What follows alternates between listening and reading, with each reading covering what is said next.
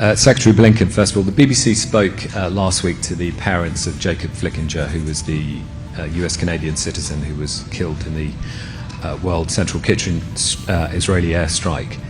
His parents described the convoy as being chased down. They described it as a crime.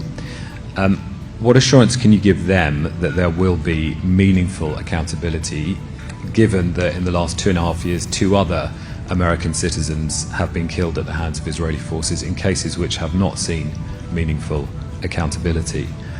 And what lessons do you think from those cases that soldiers on the ground are taking? And Foreign Secretary, you said on March the 8th that you would get new advice on Israel's compliance with international law. You said in the coming days, on March the 8th, it is now April the 9th. So when are you going to decide whether or not Israel is breaching international humanitarian law?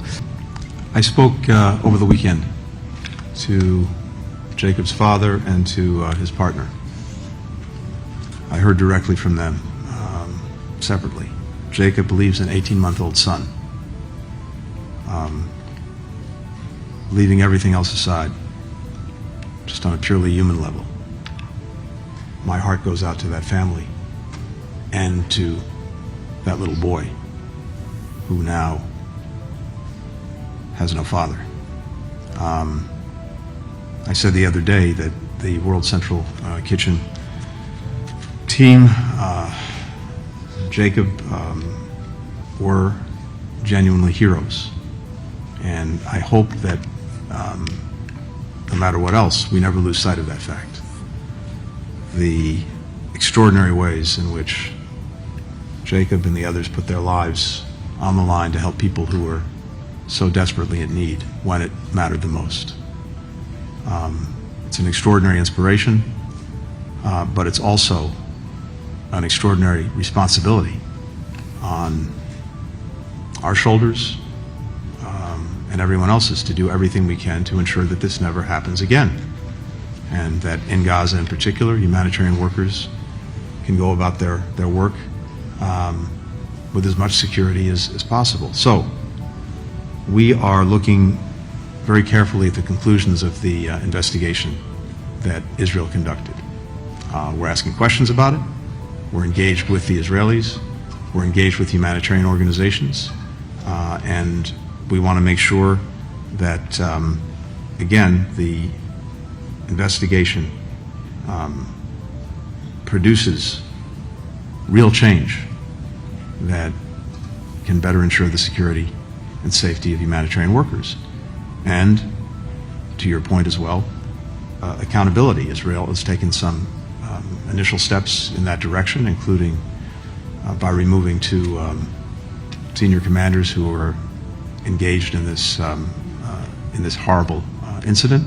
But we're in the process, an ongoing process, of looking at the conclusions and talking both to Israel and humanitarian organizations about it. One other piece of business before I turn it back over to David, unfinished business, which is simply to say thank you.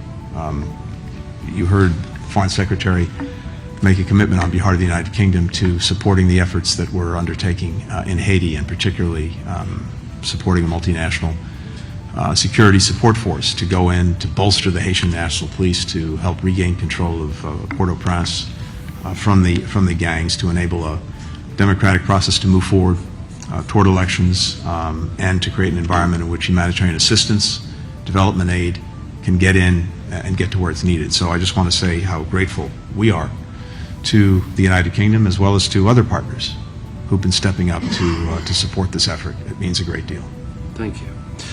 Thanks. On Israel and international humanitarian law, as required by the UK's robust arms export control regime, I have now reviewed the most recent advice about the situation in Gaza and Israel's conduct of their military campaign.